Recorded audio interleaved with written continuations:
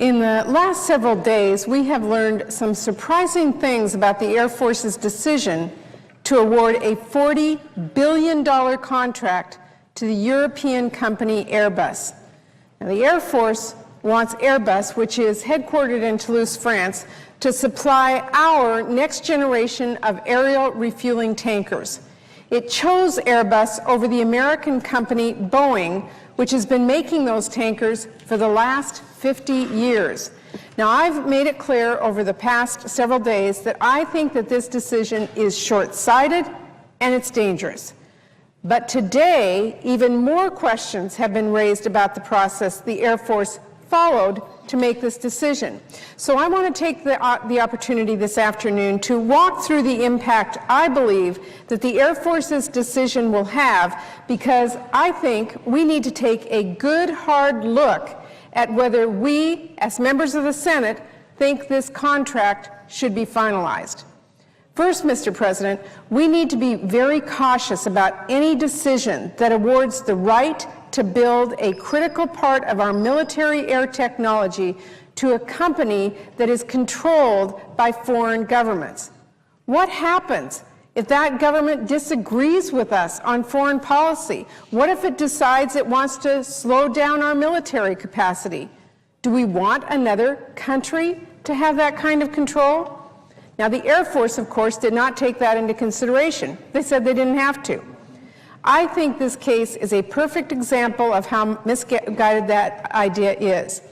Airbus is owned by European Aeronautic Defense and Space Company, EADS, which in turn is controlled by several nations.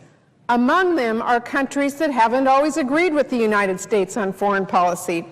They include Russia, which has a 5% stake, and the United Arab Emirates, which controls 7.5% of EADS. Now, EADS has already demonstrated that it is willing to bend the rules if it can help the company make money. I've talked extensively on the floor about their attempts to sell military helicopters and planes to Iran and to Venezuela. But now we are opening the doors to a key piece of our military defense to them. Mr. President, America's global military strength is built on our ability to use our military might anywhere in the world at a moment's notice. Aerial tankers are the linchpin of our air power because they allow the United States Air Force to stretch across the globe.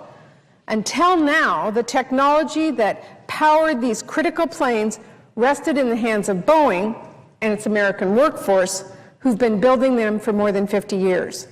And until now, our tankers have been built by manufacturers, designers, and engineers who are bound by law from selling technology to countries that sponsor terrorism.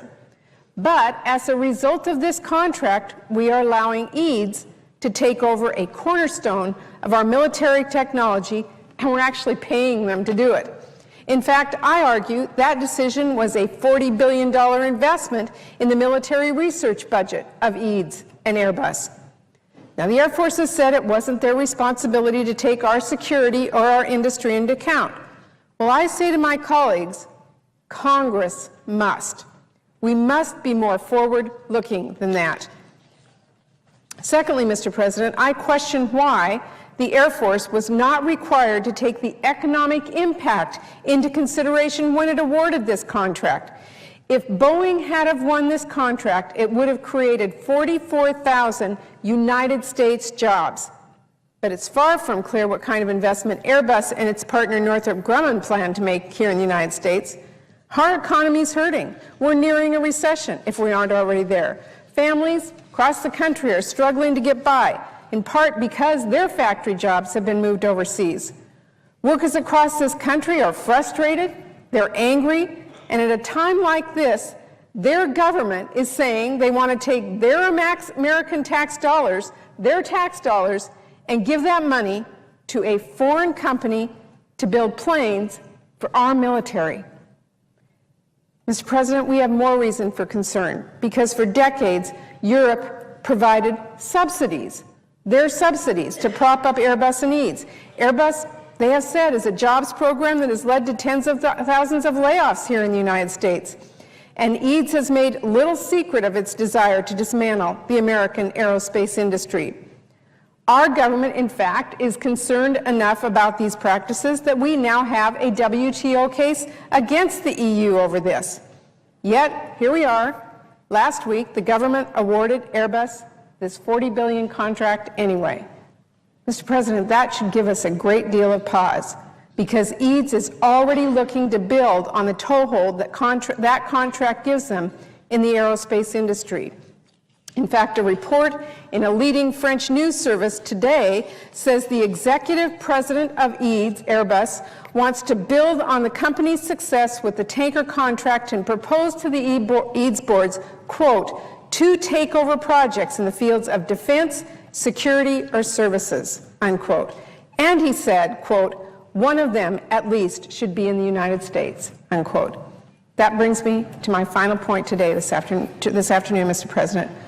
Why didn't the Air Force consider these obvious questions about national security and about economic security? Well, the Los Angeles Times today suggests an answer.